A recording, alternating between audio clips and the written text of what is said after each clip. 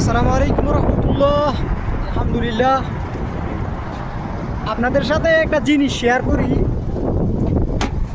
জিনিসটা হইলো এই যে এইখানে আপনারা অ্যামাউন্টটা দেখতে পারতেছেন যে 32 দিরহাম 87 পয়সা।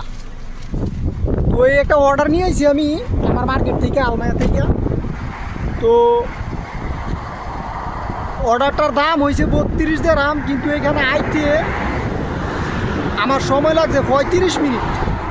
ওই যে বিল্ডিংগুলো দূরে দেওয়া যাইতেছে, আমি ওইখানে অর্ডারটা দিব। ওই জিনিসটা আমার লাগে অনেক দূরে হয়ে গেছে কাজটা।